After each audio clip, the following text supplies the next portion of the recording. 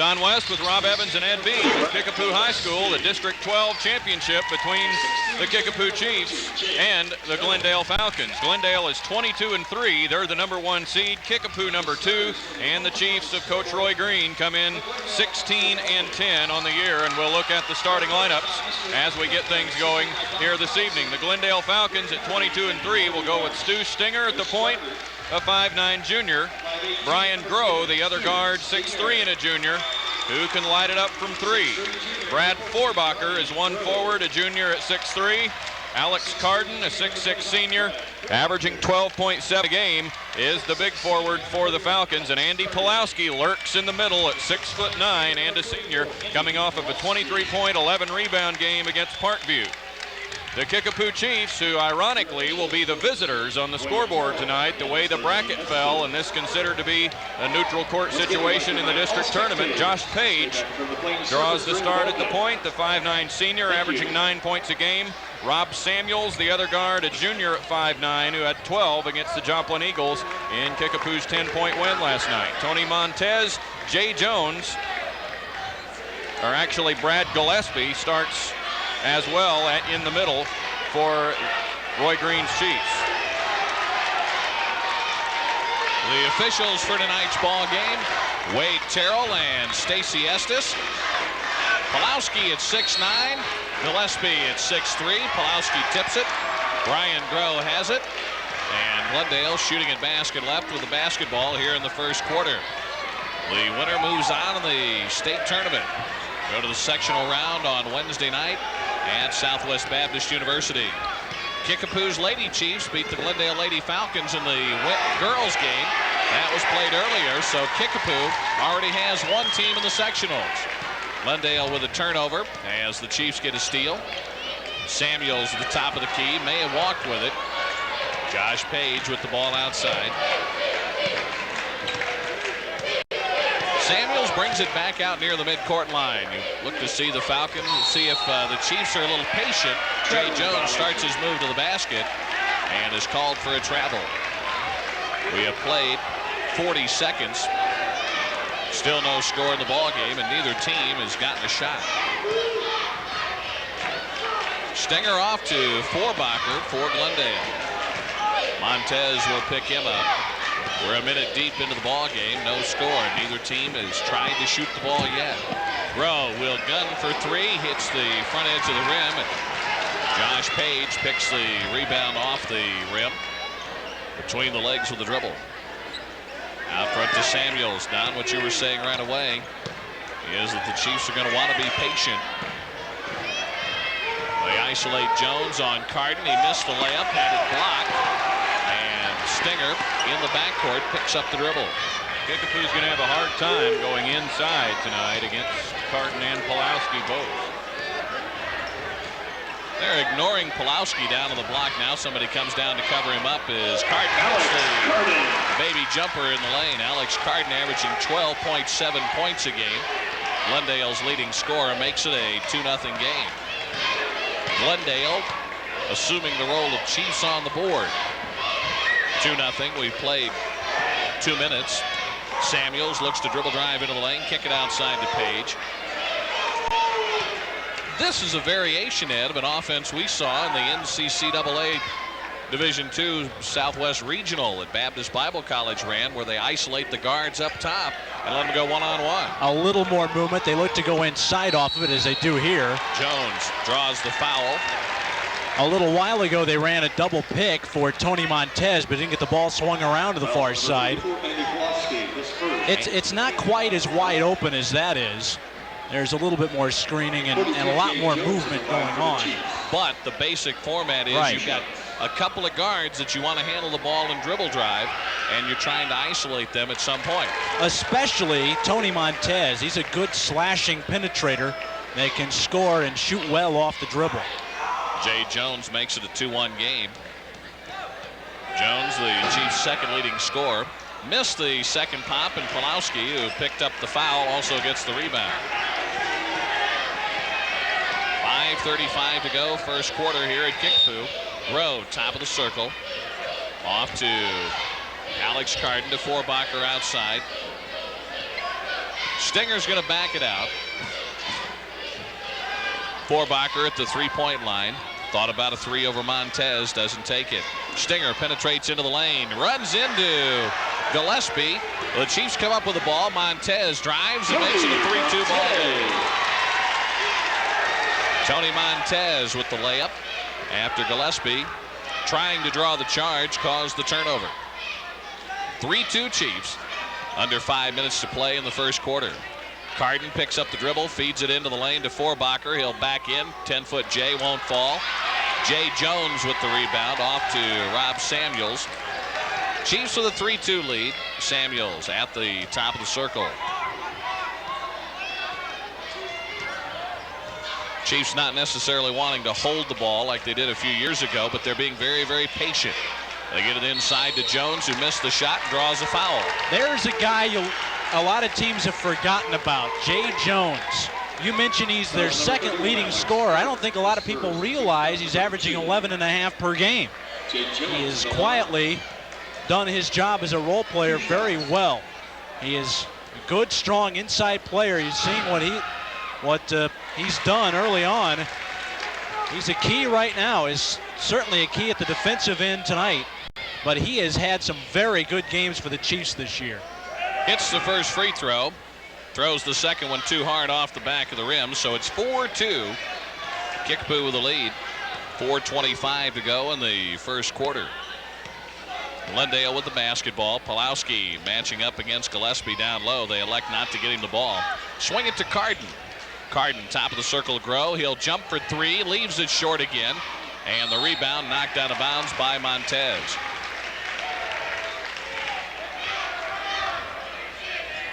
Stinger to trigger the inbounds. They get it to Carden in the lane. Carden double teamed. Outside Stinger. He'll jump from 20. No good off the iron. And Pulowski with a rebound. Glendale keeps it. Under 4 minutes to go in the first quarter. Vorbacher outside to Stinger in the center jump circle. Carden on the right wing. Alex puts it on the deck. Backs into the lane. An offensive foul has been called on Alex Carden. Very good perimeter defense here early by the Chiefs. They are forcing the Falcons out, way out on the perimeter. Held their ground that time to draw player control, but very good defense. They certainly have this to the pace that they want. Mike Keltner in his 9th year at Glendale, averaging 20 wins a season. There's Carden with his second foul on her chin. So 3 fouls have been called in the game, and all 3 of them now they've got 4 on the board. That might be his third. That's right. It is his third. Carden has picked up 3 here in the first quarter. And now Glendale will have to go with Justin Foley in the lineup. I was going to say that earlier that didn't look like they were looking at Pulowski in the lane, even though he was open on a couple of occasions. We'll take a look at it next time down. Jones in the lane, outside to Page for 3. 7-2 Kickapoo. 3:15 to go. Quarter number 1. Foley out on the perimeter. They're not going to respect his outside shot. Stinger to Foley. He'll look inside for Pulowski. They get it to him on the block underneath the basket. Grow on the baseline. Hits the J. Brian Grow averaging 10.2 a contest. Glendale with 4 double-figure scores, all in the 10 to 12 point per game range. They share the wealth very well. Kickapoo with a 3-point lead. 2:50 to go, first quarter at Kickapoo. Page to Samuels, top of the circle against Stu Stinger. Over to Jay Jones at the foul line. Montez with the ball outside. Samuels penetrates to the foul line, spins into the lane, scoop shot is good. Samuels makes it a 9-4 game. Roy Green up off the bench telling his defense to back up a little more on Stinger. Foley looks down low, nobody home, so he'll put it on the floor to Vorbacher. Top of the key shot, won't fall. Page with the rebound. Chiefs by 5 with the ball. Page guns to make it an 8-point game. Missed the shot. Stinger with a long rebound. 2 minutes to go, first quarter. Stinger backs into the lane on Page, who probably did a little bit of a flop there, even though Stingers clearly stuck his forearm into his chest and draws the offensive foul on Stu Stinger. That's 5 fouls called on Glendale here in the first quarter. Stinger may have been caught a bit off balance and put his forearm out there to sort of hold off the defender, and then Page hit the deck like he'd been run over by a truck. That'll draw a whistle. Into the lane, Jones makes it 11-4 Kickapoo. Now what Don said off the outset is what Kickapoo is doing at is shooting a very high percentage. They've scored now a couple of trips in a row and holding Glendale at the other end. More of their work is inside though now, with Carden out of there with 3 fouls in the first 5 minutes. Foley, dribble drive into the lane, puts it off the glass. Nice move, Justin Foley. Playing in only his 8th game, and the sophomore at 6'4", Justin Foley, is going to have to play some very valuable minutes with Carden in serious foul trouble very early. When have we said that before? Shot missed, no good. About a week ago. Foley takes baseline, slips and falls, and is called for the travel. Sophomore came through in a game we had about a week and a half ago. And they took on the Hornets for the conference title. He asked to do it again. Both teams have moved up JV players. Ryan Helming is getting major minutes off the bench for the Chiefs. He's a freshman. And they're also billing him as a franchise-type player of the future. Chiefs are going to spread the floor and play for the last shot, leading 11-6.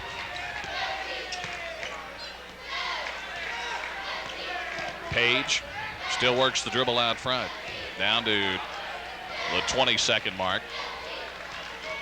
One thing Mike Keltner didn't do, he didn't take a timeout when it got to be 11-4, preferring to show a little confidence in his players. Samuels takes Stinger one-on-one. They both fall down, get the ball to Montez. He falls down as he misses the shot at the end of the quarter. 11-6. Kickapoo with the lead at the end of 1. Take a look at Mike Keltner talk to his troops at the end of the first quarter. Perhaps even though the coaches were talking about how tough a game this was going to be, perhaps players thinking they'd already won 2 in a row. Could that be a factor in a slow start for Glendale? Perhaps. Last time, you remember, was a 79-63 game in which they sort of ran Kickapoo out of Glendale's building. But I think Glendale actually looks a little tight. They know they're the conference champions, having to go on somebody else's floor. And remember their season a year ago. They don't have that much experience in playoff games. They were 1 and out last year. Right. Second quarter underway. Here's Don. And Rob Samuels brings it up floor for the Chiefs, ahead 11-6 after a solid 8 minutes of play for Coach Roy Green's Chiefs. Samuels found an opening and gets it inside. Gillespie covered up and out to Page, who misses a 3, and there's Stinger on the offside. Out to Groh. He'll run the floor, put it up and hits. That time they looked to go transition, Don. That's something they didn't do the whole first 8 minutes. And the Falcons won a fast tempo. Definitely a faster tempo than that opening quarter. Samuels caught up top, finds Jay Jones, drives in and goes around Foley for the layup. Jones has 6 on inside play, and on the defensive end, Andy Pulowski has not been a factor yet. Hasn't been a factor on the offensive end either. Here he is, up and over 2 players and left it short. And it's pulled down by Gillespie. So they're holding the big guy in check for the time being. Gillespie is doing a great job of leaning on him and then holding the ground when he catches. All the way, Samuels with the left side layup.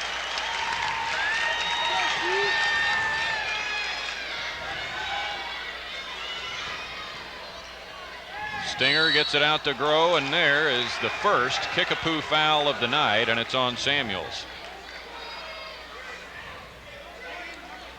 Glendale has fouled 5 times, including 3 in the first 5 minutes on Alex Carden, who has not been heard from since, nor will he be until the second half. 23 Morlock checks in. Mike Morlock now in for the Falcons, a junior at 6'2". They'd have to get into real serious trouble before they brought him back in. Foley.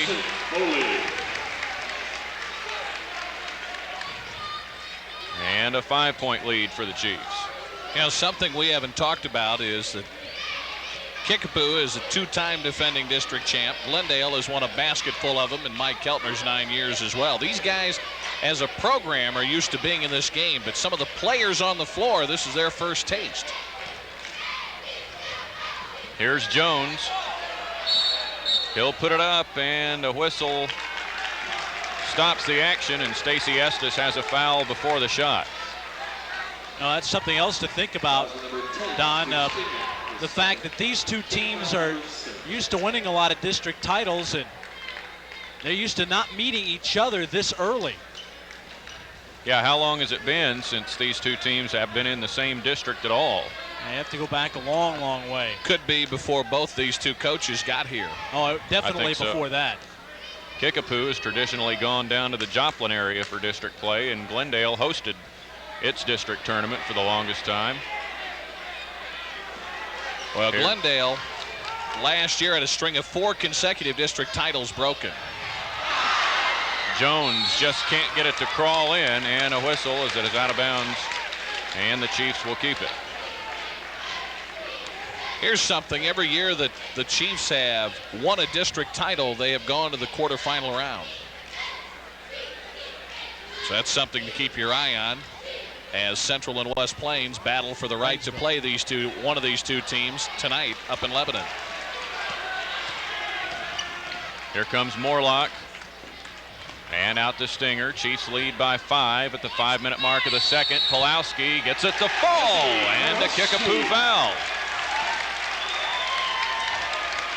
So there's the first we hear from Andy Pulowski, and he makes it in a big way as Gillespie gets the foul. Yeah, that'll be a wild Central-Waynesville matchup tonight in Lebanon. Waynesville is playing Central. West Plains is playing Rolla for the right to play Kickapoo in the sectional game Wednesday night up at Southwest Baptist. Pulowski hits the free throw, and the Kickapoo lead is trimmed to 2. Montez off to Page. Looking things over, and he pulls it back out. Chiefs have led most of the way, getting off to a 7-2 start, and a 5-second closely guarded call against Samuels. Sometimes it gets a little unnoticed out in an open floor situation, but if you're within 6 feet, the count is on. Roy Green didn't like that when you see him on the screen now. I thought Page might have crossed that hash and thought it was a quick 5. Stinger for the 3. And a foul. It's on Kickapoo. And here comes Roy Green to talk about this call as Gillespie gets his second. Pulowski was behind that whole group of players. Here's Foley. And he drains it from just a step in front of the foul line, and Foley has 6 to lead Glendale. They were worried about Pulowski. They had double-teamed him. Foley stepped right in the middle of the lane from up top and was wide open. And we're tied for the first time. Page drills the 3 up top.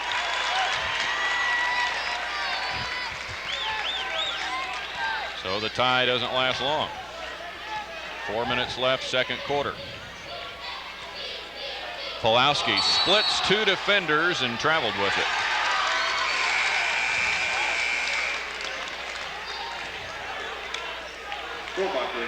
Rob Forbacher back in for Glendale at 22-3 on the season.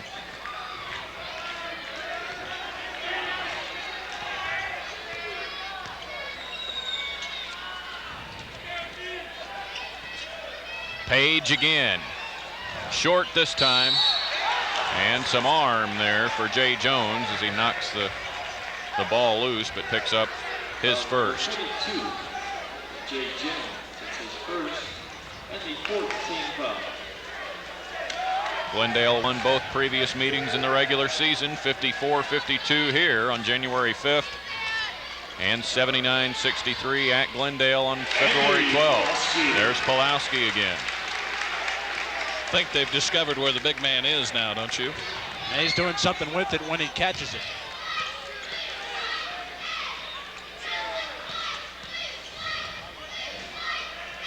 Jones to Montez. He'll penetrate and go up and hit. Montez averaging 17.7 a game in the last 2 weeks for Kickapoo. Here is Morlock. And Pulowski on the back, and that's his second. Boy, the Falcons in some serious foul trouble. Stinger with 2, Cardin with 2, and now, or Cardin with 3 rather, on the bench, and now Pulowski's second. It's not so much the numbers, it's just who they're on. Right. They're all concentrated on the key players. Now the Chiefs in the bonus with Jay Jones shooting 1 and 1, and the first one is not there. Pulled off the board by Morlock. Under 3 minutes left, second quarter. And the Falcons into the offense. Glendale is 8-0 on the road this year. Foley misses from the corner, and Jones gets it for the Chiefs. However, I guess technically they're the home team tonight.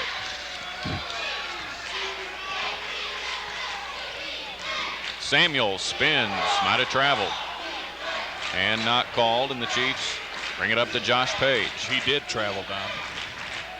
Page, little off balance, and he gets it anyway over the 6'4" Justin Foley. One thing Glendale can take solace in the fact is that they're not shooting a very good percentage right now, and the Chiefs are, and it's still a 5-point game. But they can't do that very much longer and expect it to be a close game. Ryan McElwam checks in for the Chiefs now. He'll replace Brad Gillespie. McElwam had started in the pivot for Kickapoo much of the season. Brian Groh back on the floor for Glendale. Under 2 minutes left in the second. Lost inside, and a foul is called. And it's against Kickapoo, and that's going to be Jones with his second personal. Ball came loose, and in the scramble for it, Jones commits the foul. Team foul 5, so one more to give for Kickapoo before Glendale shoots the bonus with 1.5 minutes to go in the second.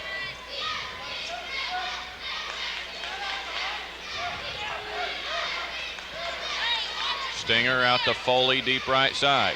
He's open, working off of a screen. The banker's not there, and the rebound pulled off by Groh, and Glendale keeps it. Back into Pulowski over McElwam, and he hits.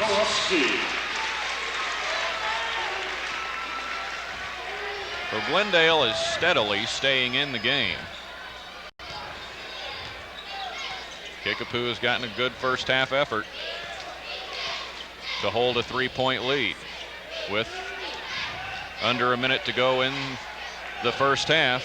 You watch the Chiefs burn a little bit of time. They're going to go for one shot again, I believe, unless they can get a layup. McElwam had some distance between himself and the hoop and didn't take it in. Instead, back out front with 30 seconds left.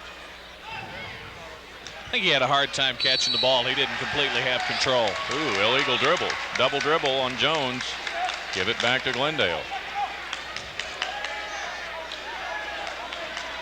So it backfires. Now the Falcons have a chance to possibly tie or get within one if they hit a 2.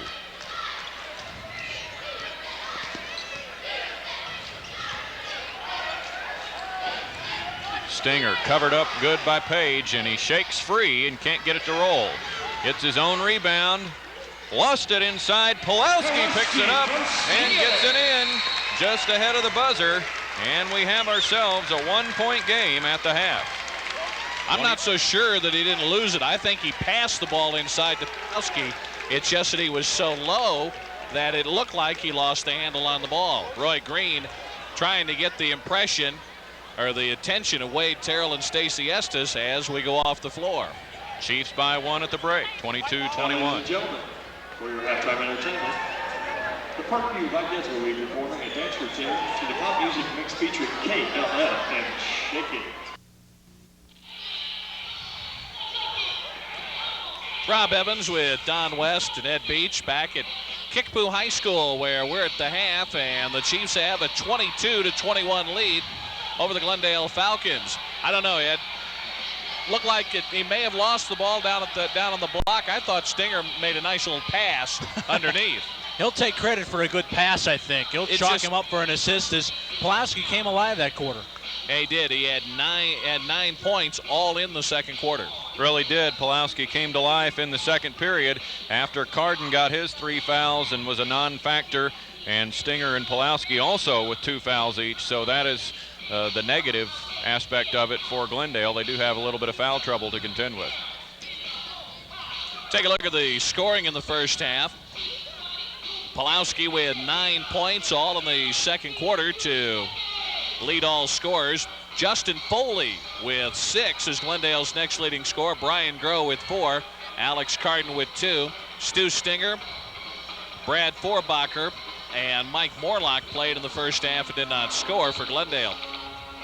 Josh Page with 8 to lead Kickapoo.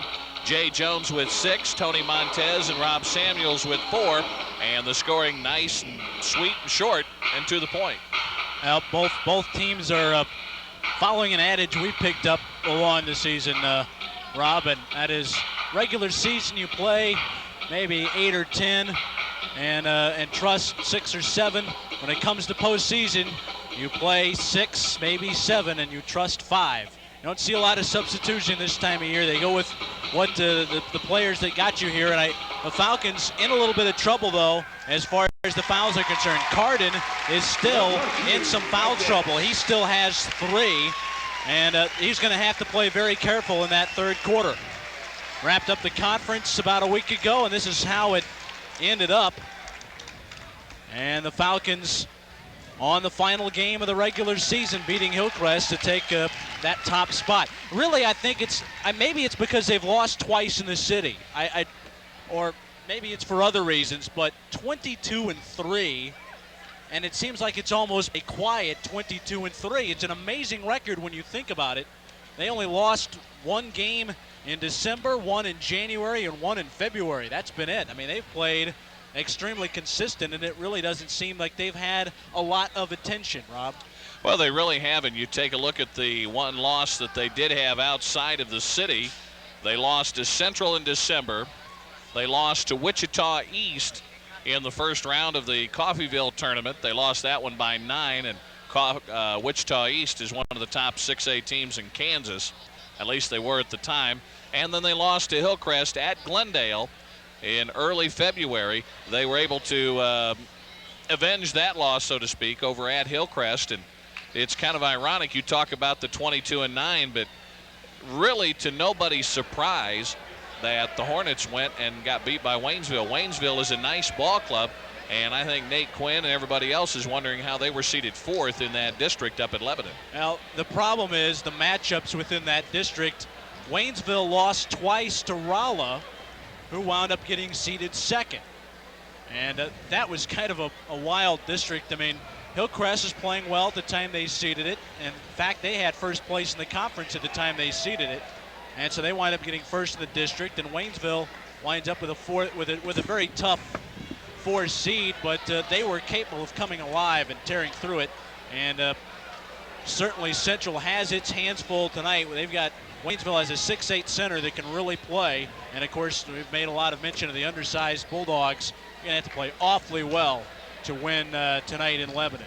That would be an interesting matchup, though, if Central is able to win and get a third crack at whichever one of these teams comes out of there with a win in this one, Don. Wouldn't it be? Because the Bulldogs were pretty dormant in February after establishing an early lead in the conference race, and then it would be a resurgent Denny Hunt Central Bulldogs team that would be heading to Bolivar for the sectional, and that'll be our next broadcast next Thursday night at 9. We're not allowed to show the state playoff games less than 24 hours upon the conclusion of the game. And so Thursday night at 9, we'll show you the sectional finals from the Davidson Fieldhouse in Bolivar. And you take a look, if Central is able to get by West Plains tonight, they're 1-1 against Glendale. They won at Glendale, lost to the Falcons at Central. They're 1-1 against Kickapoo. They won in overtime at the Pit, and they lost out here on the Prairie. And of course, that third meeting would be on a neutral floor. It would be. Bulldogs haven't won a district title in a long time, been over a decade. Waynesville, though, is going to be hungry too, though, because they have never won a district title at the 4A level. Last time they got out of the district was when they were a 3A team, and they went to the Final Four. So it's going to be, that was back in '85. So I mean, two hungry teams going at it, and I think they'll both be very tough to play in that sectional. Whoever comes out of there, they're going to have a great game next week in Bolivar. So it's the Glendale Falcons and the Kickapoo Chiefs. It's the Chiefs 22, the Falcons 21, and we'll be back with the start of the second half right after this.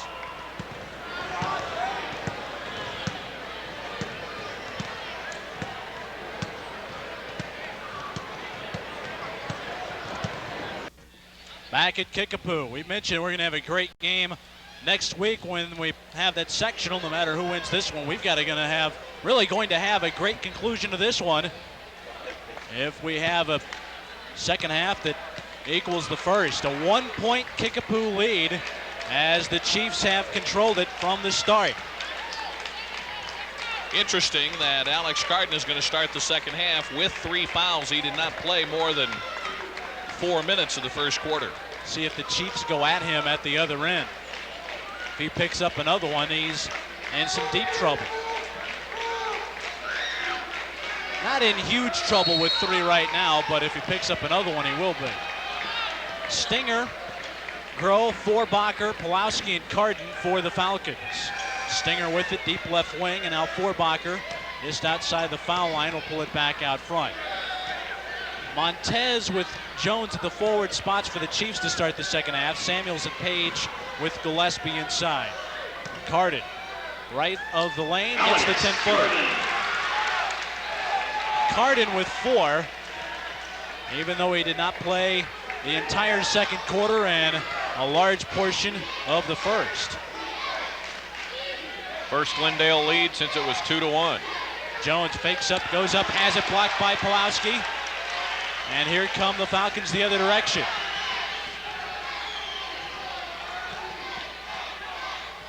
Stinger backs off against Page.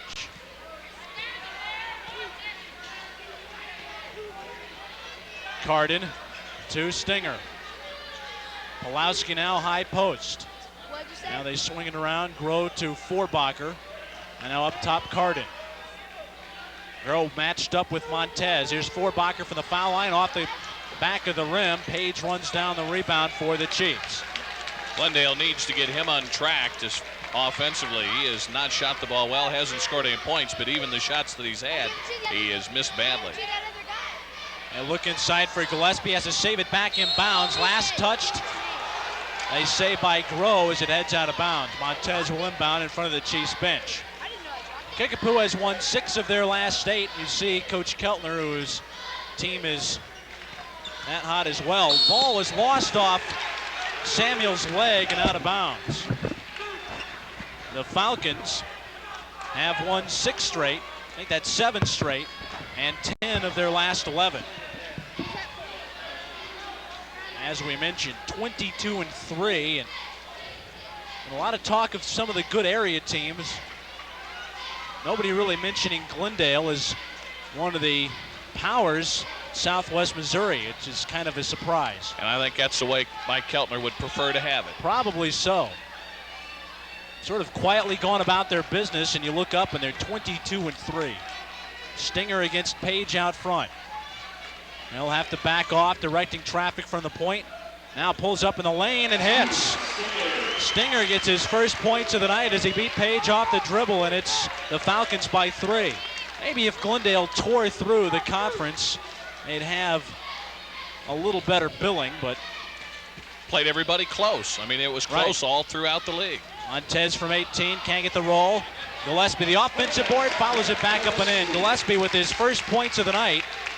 That's the first points for the Chiefs in the half, and it's a 1-point Glendale lead. Stinger, deep left side for Forbacher.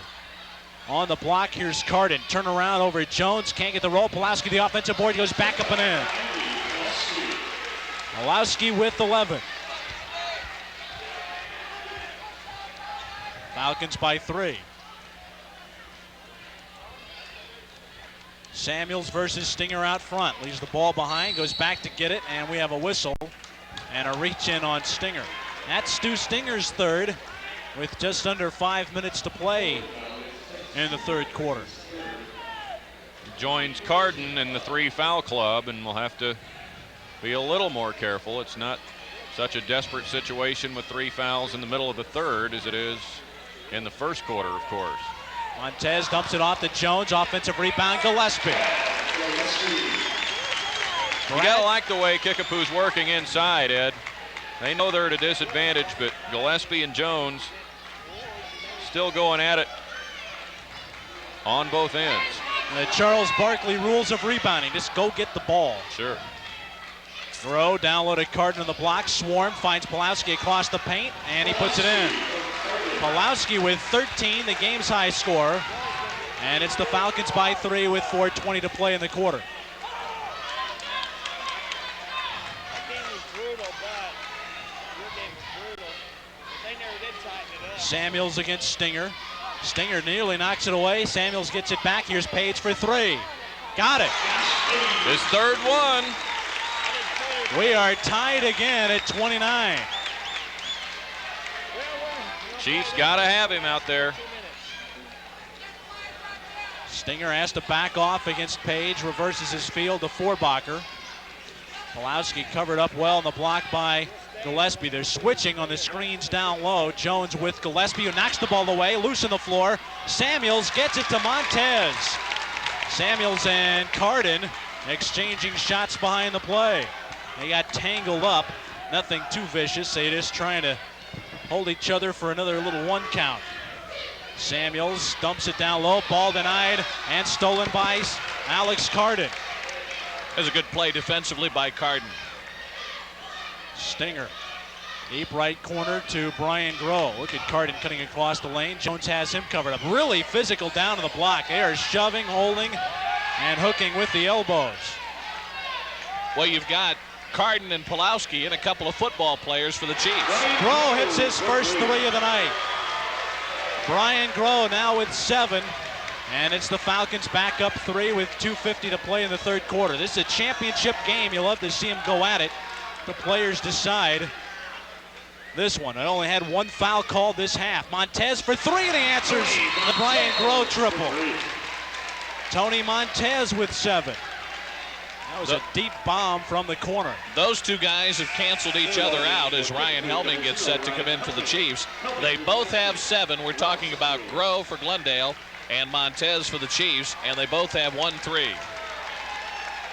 But they both score in different ways. Montez likes to get it, go to the basket, penetrate. He'll hit the occasional 3. Groh more of a perimeter shooter. But both have been covered up fairly well. Forbacher on the pull-up from 15. Can't get the shot. Pulowski the rebound. Brings it back outside. Groh lost it, but it's out of bounds to the Falcons. The Glendale fans wanted to shove on Pulowski. Did a good job of holding on to that ball. You're going to have somebody put an arm and body into you every time you go up in this game. That's what we're talking about. You've got the big, tall guys for Glendale, but both Jones and Gillespie at 6'3" are strong, and they'll give as good as they get. Carden on the turnaround, puts it up. The thing is, Carden and Pulowski aren't exactly weaklings either. That's a real war going on in the paint. Great to watch down there, but there's a hold on Pulowski as Jones caught it.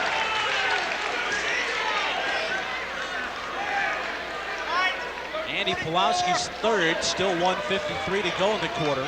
Glendale has 9 fouls called on them. 3 on Singer, Pulowski, and Carden. Page out front to Montez. Montez and the penetration hits 12. Tony Montez with 9. We're tied again at 34.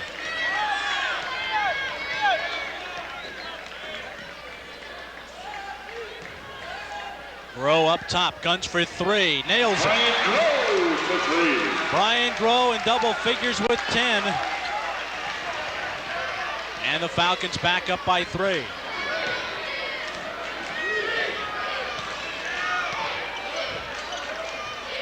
Here is Ryan Helming, who checked in for the first time tonight a little while ago. He goes baseline and hits the shot. Helming averaging 4 points per game off the bench. This is his 9th game as a varsity player. Stinger make that Grow in the corner, missed the 3. Rebound to Josh Page. Justin Foley will check in at the next break. There may not be one in this quarter. There's 50 seconds left in it. And the Chiefs spread the floor a bit. One side to Gillespie, batted away by Carden, and the Falcons get it back. On the run, Forbacher. Carden looks at Pulowski. Here's Forbacher in the lane. In and out and back in for Brad Forbacher. Gets his first points of the night. Falcons back up by 3. You see the time remaining in the quarter.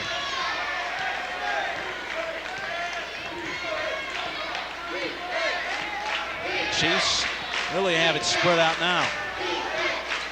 Looking for one shot. Now they'll look to attack. Page against Forbacher. Kicks it off to Montez. He'll gun from 22. Barely draws iron. Rebound to Glendale. Forbacher launches it. And no, it is just short. Had Montez a step out of range. And it is the Falcons by 3 after 3 quarters. 39-36. Back with the final 8 minutes after this.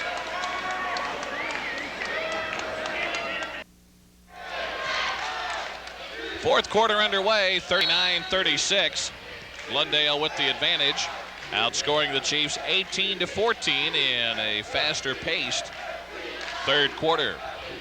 Chiefs with the ball down 3. Jay Jones looks to work against Foley, who gives Pulowski a break at the start of the 4th. Samuels outside Montez, top the circle, looks to dribble drive, loses the handle. Carden got a hand on it, Forbacher did as well, and Stinger heads up floor. Groh inside Foley, down to the block over Jones, missed it short. Jones with a rebound, Foley with a foul. So Justin Foley with his first foul. The thing about that third quarter, both teams finally got clicking really in the half-court set and started to find their range. Glendale especially. Pulowski back in there now for the Falcons. Still a 3-point game. Jones outside against Pulowski. He'll give him some operating room, and Jones will take it to the rack. 8 for Jay Jones, and it's a 1-point game. Glendale with the lead of the ball. Stinger out front, takes it to the hoop. Off the glass with the left hand. Pulowski got a hand on it and a whistle, and a foul on Gillespie. Gillespie protesting it just a bit, and Stacey Estes showing a good case of rabbit ears, staring at Gillespie before finally coming over to call the foul. Look at this. Glendale going ring around the rosy before getting it into Stinger. Feeds it to Pulowski in the lane. He'll go straight up, miss the pop, and Gillespie with a rebound. That was only the first foul of the half on Kickapoo, but it was Gillespie's 3rd. Kickapoo shooting for the lead. Page from 20. Count it. Page for 3. He's the Chiefs' leading scorer, and it's a 2-point lead for Kickapoo. 6.5 minutes to go in the game. Stinger with the ball outside. Chiefs looking to make it 2 in a row. They won the girls' game, sprinting away at the end. Forbacher in and out, no. Pulowski gets the rebound and is fouled. Got the And tee. a technical foul has been called on the Chiefs. Gillespie picks up his 4th. If that's another foul, it's his 5th. If he got the tee, he's gone. That's his 5th foul. It is his 5th. Oh my. So a costly 4th foul and then the tee. In the ball game for the Chiefs, 44, Ryan McElwain, replacing Well, Gillespie. the one thing about this rule, it makes officials have to explain every technical they call because it's such a huge rule change. Gillespie at the line, shooting 2. And in a district championship game in the 4th quarter, tough to swallow. Pulowski with the first free throw, he has 14. The thing that makes it so bad is they felt like there was a foul committed earlier on Glendale. Right. They did not get the call, and they might be right in that. But the second infraction was called on Gillespie, and then when he complained again, he got the personal and then the tee. So the Chiefs might have a complaint there. Well, it's ironic also that I thought Jay Jones might have been the one that got it. He was the most emphatic on the no call, and it was Gillespie that winds up getting hit and having to go to the bench. So all 4 free throws are good for Glendale, and now they get the ball. This is big, though, because Gillespie has played a lot bigger than his 6'3" height because he has leaned all over Pulowski. He's the reason they've been able to keep him relatively in check. Vorbacher, foul line outside to Stinger. And the lead swing on the 4th free throw. Carden on the perimeter, uses the dribble. Jones gives him room. Stinger with the ball, 5:50 to play in the game. They'll look inside for Pulowski. Out front it comes to Stinger.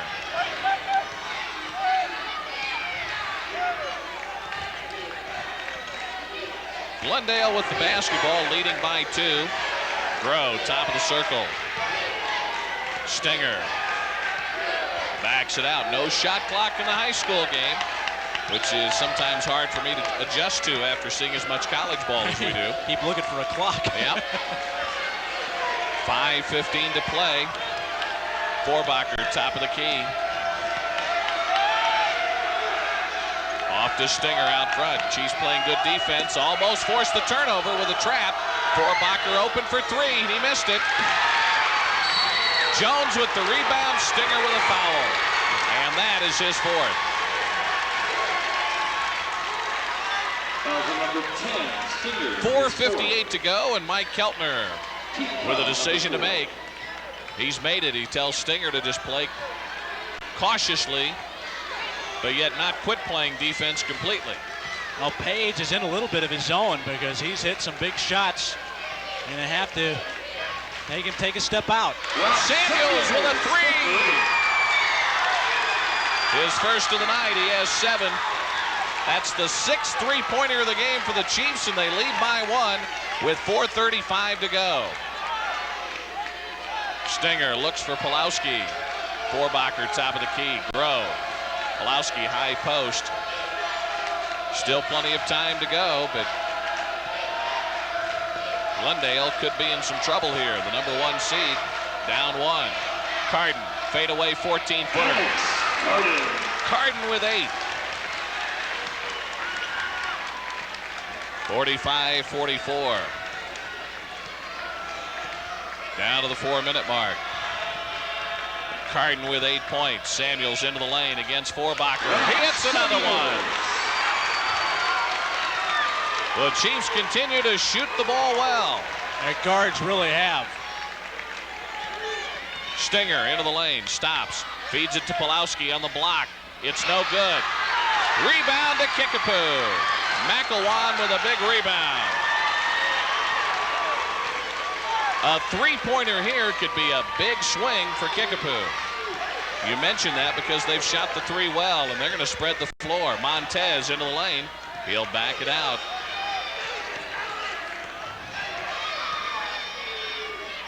Jones going to take Pulowski into the lane. Looks to wheel and deal.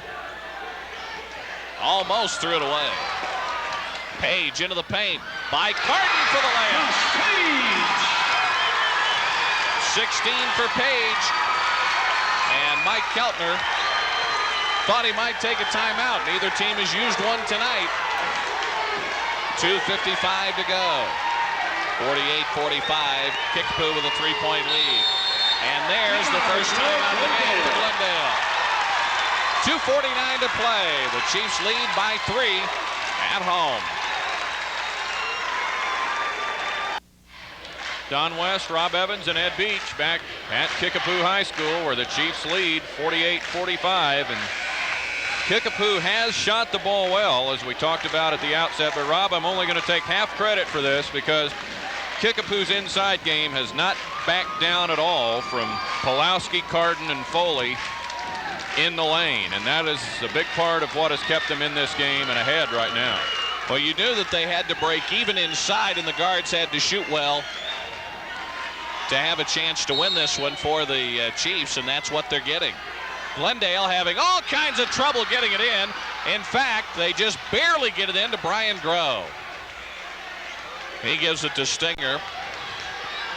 And there is a foul on Page. Neither team close to the bonus yet, both with 2 fouls to give now. There was a little bump on that play, and if you're Page, you can't complain about it. You just got to take that and go on because it doesn't really mean a whole lot right now. Pulowski gets it in. Nobody breaking open to come get the ball for Glendale. They're having all kinds of trouble against this Kickapoo defense. Putting great pressure on the ball is Kickapoo, and also good denials in the passing lane. Pulowski in traffic, puts it up, no, and a foul.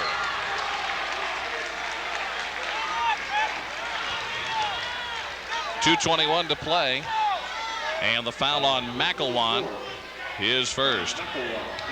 Pulowski goes to the line. Roy wants time. He's a 65% free throw shooter, and well, the Chiefs are going to take their first timeout with 2:21 to play. Still 48-45, the Chiefs have the lead.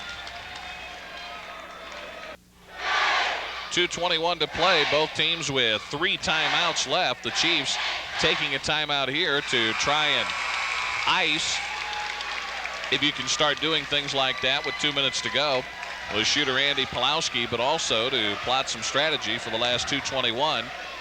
They know that they're going to have at least a 1-point lead unless they let the rebound get away on a missed free throw. Right, they've got the pace that they have wanted, though. This is very similar to the first matchup of the year in this gym back on January 5th. That game was in the low 50s, and the Chiefs had a chance to win that one at the end, but could not get a shot to drop. This time they have the lead. They're going to try to stay in control. Free throw is no good. So the best Pulowski can do is pull his ball club back to within 2. You do have to block out. Boy, you mentioned to preserve the lead only if you get the rebound. That's a must. No rebound to be gotten. He has 16, and Glendale is going to go to a 2-1-2 zone press. Kickapoo beats it easily. Samuels to Josh Page. Glendale looks like they're going to go to a 1-3-1 zone defense. A little trap. Ball out front. Samuels skies. Gets the pass. Chiefs are going to play keep away with a 2-point lead and the ball. Montez into the lane. It's a 4-point lead. 50-46 with 1:45 to go. Forbacher gets it to Carden down on the block. Carden turns, shoots from 10, and scores. Jones had a hand in his face. That was a tough shot from Carden over Jay Jones. I think as the Falcons call timeout that Roy Green and Jim Hagan were telling him both, just, hey, that's all you can do. You can't do anything more. Don't want to foul him. 1:34 to go. Glendale trailing by 2 with their timeout. We'll be back.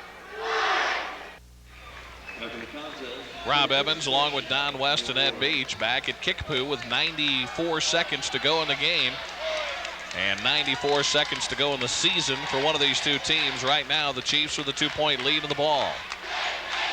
Glendale is not going to show the zone press. They're going to match man-to-man and then try to trap out of that. We get a whistle and a foul.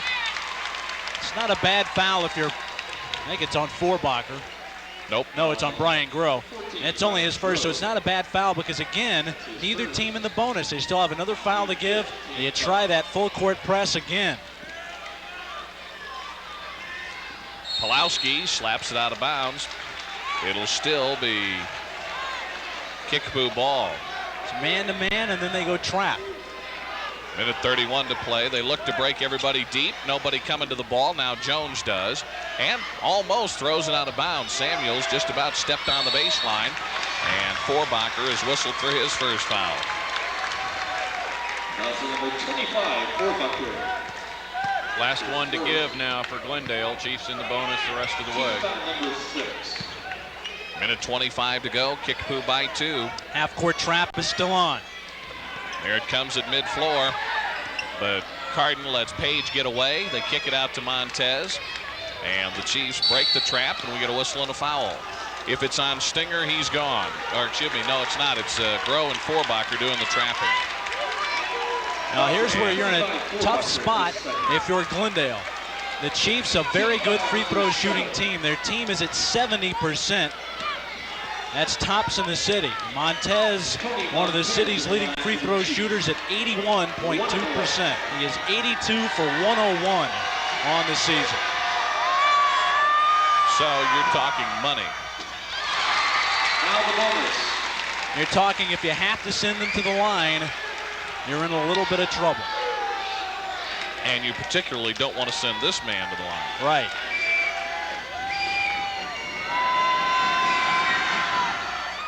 He missed it, and Pulowski with a rebound. He has 12. So it's a one-possession game right now, but still plenty of time. You don't have to shoot the 3 in desperation.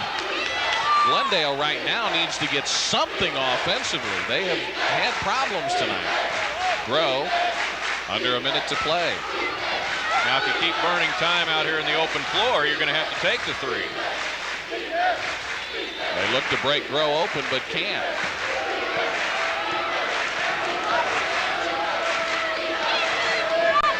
Stinger to Groh, top of the key. Over to Forbacher. Pulowski has his man pinned, but they shoot the 3. It's good! Stinger hits the 3 and ties the game. And Glendale takes timeout. So the Falcons get the big shot. Even though, as Don mentioned, it was a one possession game, but you didn't have to shoot the 3. They elected to do so. Ran a lot of time off the clock. We'll keep it here during the break, but they did run a lot of time off the clock. They were looking to get the ball inside a little bit, but I'll tell you what, Forbacher and Groh were looking from the outside quite a bit, but it was Stinger that got his step and had a good shot from right at the top of the key. He's a guy, if you do leave open and dare to shoot it, he can hit it. He's been shooting the ball very well of late, the last month or so. He's averaging close to 7 per game, and he's hit a handful of 3 goals this year. I'm not going to say that this is the correct strategy to use, or even if it's prudent strategy, but do you foul them early, put them on the line, hope that they'll miss one of the 2 free throws, and get the ball back and control your destiny there? Because if they hit 2 free throws, you've got a chance to win the game at the buzzer. I don't know. It depends. I think that Mike Keltner will have the confidence in his defense to either come up with a stop or some type of turnover. They're still in that full court pressing game, and see if they can get a turnover off that, and they're going to still probably stay in the trap at midcourt. We'll see. Montez at mid-floor. Now they go straight man-to-man now. Tied at 51 with 20 seconds to go. Now you've got to play straight D. Now with the game tied, you really can't foul. Here we go. For the win. Count it. Josh Page for 3. With 4 seconds to go, the clock runs down to 2, but they're going to put 3 back on the clock.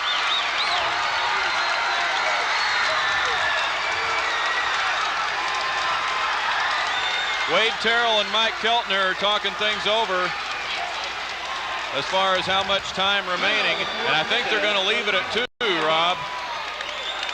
Well, they shouldn't, but I'm not sure that it's going to matter. Yeah, they've got to go the length of the court. What a shot by Page. He stepped up. He missed the shot, I believe, when they played the Falcons here back in early January. And this time he stepped up. Samuels went one-on-one to the penetration. They kicked it out to Page, who buried it. Well, Glendale had timeout. I made a point after the shot went in to look at the clock. Now, we're splitting hairs here, of course. You're talking 2 seconds or 3. But the shot went in with 4, and you figure that they take timeout. It takes a second to call timeout. Timeout was called with 3 seconds to go on the clock. So Mike Keltner may have had a complaint. But either way, you're still talking about something that's going to be very difficult to do, and that's to get a shot with 3 seconds to go, length of the floor. With no timeout. You can't throw it to midcourt and call a time because you don't have that option. You're out of timeouts. You're going to have to get a very quick shot up. And you've got to get a 3 up. You can't get a 2. That's another problem. So the Chiefs are 2 seconds away from a sweep of Glendale here this evening. And Roy Green said for the first time they've had home court advantage, and it looks like they're going to put it to pretty good use. The worst they can get now is overtime.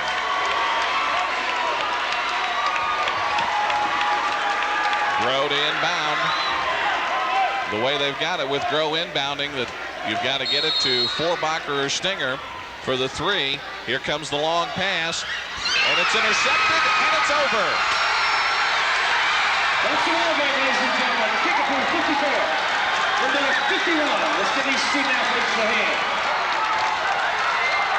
We'd like to have the spectators stay with the players for the awards presentation. 54-51. The Kickapoo Chiefs will invade Bolivar on Wednesday night.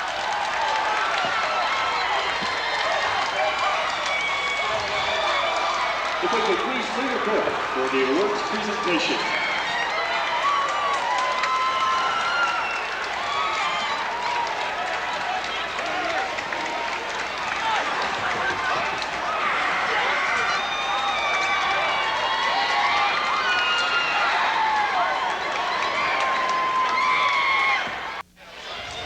There's the plaque that signifies the championship of District 12 in Class 4A, as Josh Page gets to hang on to that thing, and it's probably fitting because he's the one who won it. That's right. 19 points, including the game-winning 3. His 5th of the night with, 3 seconds to go? 4 seconds to go when the shot went through. 2 seconds was all that Glendale had left, and then Tony Montez intercepting the pass. And when we talk about the Kickapoo Chiefs invading Bolivar on Wednesday night, they're taking 2 teams up there as they knocked off Glendale twice here this evening. What a big upset win this was, though. Kickapoo has had a great season. They were around 500 really coming out of the Coffeyville tournament. They played very well since then. But even had they not won, I think you could have said that this team achieves a lot of great things and maybe overachieved a little bit. But they got a huge win tonight. Now make it 3 district titles in a row for the Chiefs. You know, you talk about, and coaches always say that good shooting overcomes a multitude of sins. And we said at the outset that Kickapoo would have to shoot the ball well and get a standoff inside, basically, which is what they did. They held their own inside with Gillespie and Jay Jones and Ryan McElwan doing battle inside, but they won the game on the perimeter. The little man was the man tonight for the Chiefs, Rob, and Samuels and Montez, let's not forget about them either. They combined for 40 of Kickapoo's 54 points, primarily outside with Page and Samuels, and Montez really went both ways. But the 3 perimeter players for the Chiefs do it, and Page does it in the biggest way of all. You talk about parity in the city. It's possible that 2 teams could still be alive, but yet the one team that had the best record during the regular season is not going to be one of them. The Falcons had a great run, certainly through the league conference champs. 22-4, a great record, but wasn't quite enough. You know, they really never seemed to get into a consistent rhythm offensively. It seemed like they opened a little bit tight, and then Carden got into foul trouble, and they never really clicked from the perimeter or kept really consistently finding guys inside. We said that they really needed to jump on top quickly, have a good start, and maintain it for 32 minutes, and they never really could get going. The Chiefs' defense has a lot to do with that, certainly. But the Falcons, it's a tough way, certainly, to go out. You know, you talk about the two teams that played here this evening. You talk about the two coaches in Mike Keltner and Roy Green. The numbers speak for themselves. They probably the candidates for Coach of the Year. Let's talk about the job that Roy Green did with this ball club this year, because he didn't have a whole lot coming back in terms of experienced players.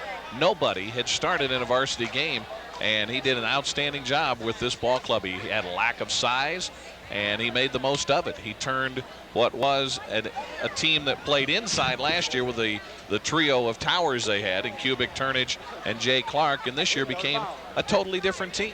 Well, we had them on opening night, our first high school game of the season, and it was not a good night for Kickapoo. 68-47. They got buried against Mountain Home, Arkansas, and said at that point that Coach Green is going to have to get his team disciplined. They're going to have to play a very disciplined, patient style. They're not really capable of getting up and down the court and doing things like they have in the past. Don't really have one great score that they can rely on, or a great inside game. It's going to have to be good defense and a controlled offensive game, and they have really responded, and he has done a tremendous job and did a tremendous job tonight. I'll tell you what, they did not let Gillespie leaving the game at 6:13 in the fourth quarter beat them. At that point, it looked like Glendale could get back in control of it, but they were able to respond after his departure from the game and hang on and win it. It's a great job by Coach Green and his staff all season long and tonight. You know, Roy talked about this week at the tip-off club meeting the fact that those numbers don't mean a whole lot once you get into district play. He has taken teams with very similar records, and Kickapoo now 17-10 going to the sectional all the way to the Final Fours. And don't count out a team like this that's liable to get on a roll, and they have the matchup in Bolivar now in the sectional. And as far as that goes, you got to remember now, coaches will always turn to the numbers that will uphold their case. And in this case, Roy Green pointing out that a team that was led by Scott Norris and Dave Williams and some of those guys, I want to say it was 1987, went to the Final Four and finished second in the state, losing to Rockhurst in double overtime. That team was about, in terms of record, was comparable to this ball club, and they were also a similar type ball club. They did have a big inside man, but primarily they were a perimeter-oriented team with Norris shooting the long-range bombs on that particular ball club. And Jason Wyrick also playing a big part in that team. Yeah, and you know, the Chiefs certainly a team. They're going to have a great matchup, though. Whoever wins that ball game, two hungry teams. One of two hungry teams is going to go to Bolivar, either Waynesville, which is experiencing some success, the 4A level for the first time, or Central, which hasn't gotten beyond the district in over a decade. So certainly going to be a tough matchup next week for Kickapoo. Ought to be a lot of fun to watch next week, our next telecable game. And just a quick look at the scoring tonight, gentlemen. Pulowski finishes with 16 for Glendale, Groh 12, Stinger 5, Forbacher 2, Carden 10, and Foley with 6. As for Kickapoo, Josh Page 19, including 5 3-pointers, with the 3 with only a couple of seconds left that won the game for the Chiefs. Samuels 9, Montez 12, Jones 8, and Gillespie 4. And Ryan Helming, the freshman, had 2 off the bench for the Kickapoo Chiefs. The Chiefs, for the third consecutive year with a district championship, they won it tonight 54-51 over the Glendale Falcons. Now for Don West and Ed Beach, I'm Rob Evans, inviting you to join us on Wednesday night. Actually, you'll see it on Thursday as we have the sectional game from Southwest Baptist as we wrap up the 1992-93 basketball season, and we hope you'll join us.